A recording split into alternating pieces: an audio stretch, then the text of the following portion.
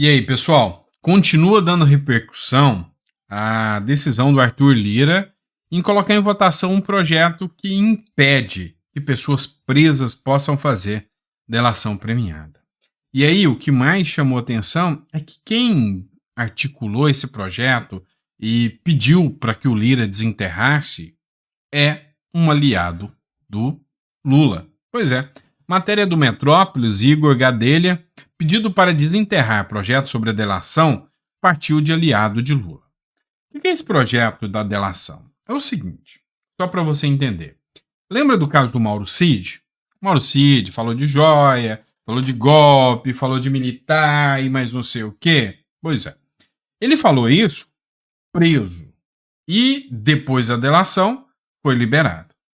Um petista, lá ainda na época da Lava Jato, ele entrou com um pedido falando que quem tivesse preso não poderia ter a delação homologada. Por quê? Porque essa pessoa poderia ser coagida ou alguma situação nesse sentido. Então, o Arthur Lira desenterrou esse projeto agora. E aí, a galera tá falando que esse projeto vai beneficiar o Bolsonaro, porque a decisão, a delação do Mauro Cid vai ser anulada. Olha só o que diz a matéria aqui, só para você entender. O presidente da Câmara dos Deputados, o Arthur Lira, decidiu nessa semana desenterrar um projeto de lei que torna crime a divulgação do conteúdo de delação premiada, o que ia ter de jornal, ia ter de jornalista respondendo por crime, não ia estar no gibi, né? Porque tem uma tal de Daniela Lima aí da Globo que os ministros do STF contam para ela o que vai acontecer antes de decidir, né? Só para constar, né? Torna crime divulgação de conteúdo de delação premiada e proíbe a homologação desse acordo enquanto a pessoa estiver presa. A proposta foi protocolada lá em 2016 pelo ex-deputado Vadir Damus, que é do PT, do Rio de Janeiro. Não é deputado mais. Ele agora é atual secretário do Consumidor do Ministério da Justiça. À época, o projeto foi apresentado como uma reação à Operação Lava Jato, que atingia os petistas ali, né? Só para lembrar. Corrupção, petistas, delação. Só para você lembrar, tá? 8 anos depois, Lira resolveu desenterrar o tema e pautou um requerimento de urgência do projeto. Se o requerimento for aprovado, a proposta poderá ser analisada diretamente no plenário da Câmara, sem precisar passar pela comissão. A decisão de Lira provocou reação de petistas que reclamaram de uma possível manobra do deputado para ajudar o Jair Bolsonaro, o ex-presidente. O ex-presidente da República, como já noticiado, foi citado na delação premiada do tenente-coronel Mauro Cid, seu ex-ajudante de ordens. O pedido para o presidente da Câmara desenterrar o projeto, no entanto, não partiu dos bolsonaristas. Pelo contrário, partiu do deputado Luciano Amaral, que é do Alagoas. É atual líder da Câmara, né? O atual líder na Câmara do PV, partido que integra a base aliada do Lula. Ou seja, vem do PV da base aliada do Lula. E ninguém entendeu por que ele fez esse pedido para o Lira. Porque ele é base do Lula, ele é apoiador, ele vota com o Lula, ele é anti-Bolsonaro, mas desenterrou esse projeto aí. Há quem diga que ele fez esse pedido para ajudar outros, por exemplo, Renan Calheiros, dentre outros, lá de Alagoas, que ele é muito ligado a eles. Então pode ser que ele tenha feito para ajudar o Renan Calheiros, ajudar outros que são ali de Alagoas e acabou pegando de tabela, né, a chance de ajudar o Bolsonaro, e o Lira acabou levando a pecha aí em relação aos petistas, que a ideia era ajudar o Bolsonaro, e o Lira juntou o útil ao agradável, vai ajudar o Bolsonaro se for aprovado, e jogou a culpa no aliado do PT aí, né? Mas a grande questão é, esse projeto tem chance de ser aprovado? Muita, mas muita.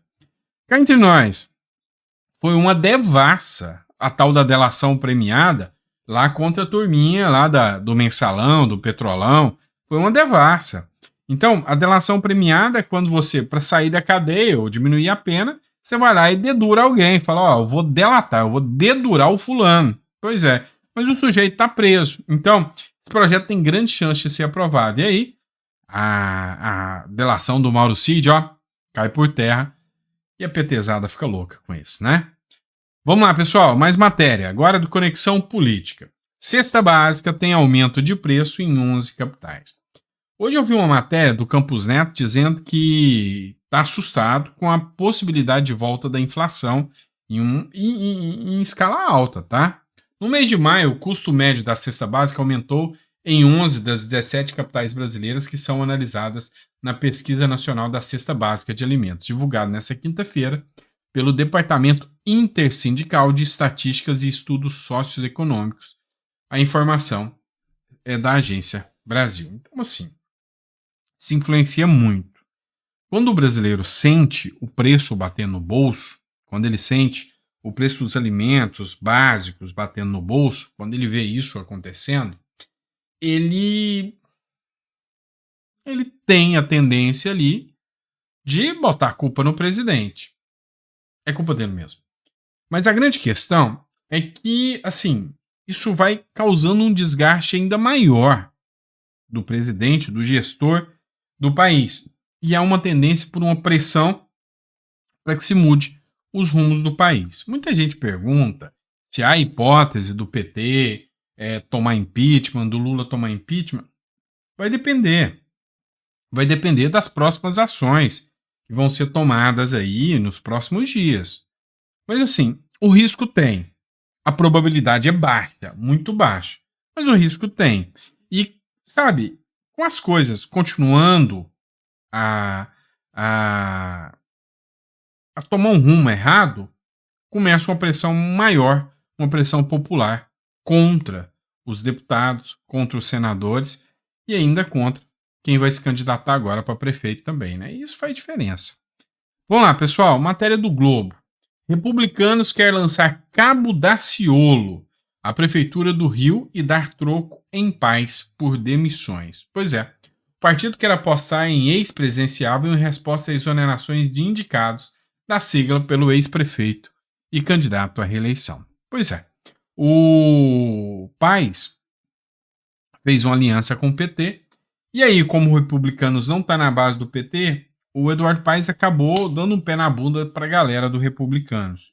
E aí o Republicanos resolveu lançar o seu candidato próprio ao governo do Rio de Janeiro, né, a Prefeitura do Rio de Janeiro, e apostou no Cabo Daciolo, que ganhou repercussão nacional, por ter sido um presidenciável que ficou meio que notório por falar algumas coisas e foi ridicularizado, e depois o povo ficou assustado porque não era tanto assim. O Daciolo falou que tinha um plano, um projeto com os caixões da FEMA e que iria acontecer uma eliminação em massa da população, e aí o negócio coincidiu com a Covid. Então ele ganhou uma grande visibilidade, os vídeos dele viralizaram, e o Cabo Daciolo é um cara que tem potencial para dar trabalho, né, para incomodar um pouco aí. Mas chance de vitória, acho pouco provável. A aposta hoje ainda é no delegado Ramagem. Só que o Cabo Daciolo pode incomodar. Por quê? Porque ele vai ter os votos dele. E aí tem o segundo turno. E no segundo turno é igual a Simone Tebet, é igual outros que tem que definir qual candidato eles vão apoiar. E aí a chance do Cabo Daciolo ir para o lado do Ramagem e deixar o país de lado é muito maior mesmo. Vamos lá, pessoal. Jovem Pan está comemorando. Por quê? Porque venceu no Tribunal de Justiça de São Paulo contra o Sleep Giants, tá? Matéria da Jovem Pan News, a própria Jovem Pan deu a matéria. Jovem Pan, Tribunal de Justiça de São Paulo mantém decisão contra ativistas do Sleep Giants por boicote à Jovem Pan. O Sleep Giants, para quem não conhece, é um casal que mobiliza campanhas na internet para campanha de cancelamento mesmo, né? Olha, fulano falou tal coisa, isso aí não pode falar, tira toda a monetização. Aí eles mandavam e-mail, faziam pressão para que anunciantes tirassem os anúncios de determinada página. E eles fizeram isso com a Jovem Pan. hashtag desmonetiza Jovem Pan. E a Jovem Pan entrou na justiça, teve o primeiro ganho de causa, e agora o Tribunal de Justiça de São Paulo definiu pela condenação, manteve a condenação, eles recorreram, manteve a condenação contra o Sleep Giants, né? O Tribunal de Justiça de São Paulo reconheceu que a campanha caracterizou abuso de direito, o que é incompatível com o ordenamento jurídico brasileiro, que tem como princípio não lesar ninguém. E eu achei interessante que tem um trecho da matéria que diz o seguinte: os juízes de segunda instância ressaltaram que os ativistas usaram as redes sociais para verdadeiras campanhas de boicote, ferramenta típica da chamada cultura do cancelamento. Uma estratégia amplamente utilizada pela esquerda, essa política do cancelamento, né? Então, tá aí. Jovem Pan declarando aí que houve condenação em segunda instância. É lógico que eles vão recorrer. Isso vai chegar ao Supremo Tribunal Federal. E aí a gente vai trazer aqui a informação para vocês em primeira mão. Fechou? Abraço, pessoal. Fiquem com Deus. Que Deus te dê uma mesa farta, repleta de bênçãos para você, para sua família. Daqui a pouquinho a gente tá de volta com mais conteúdo para vocês. Grande abraço.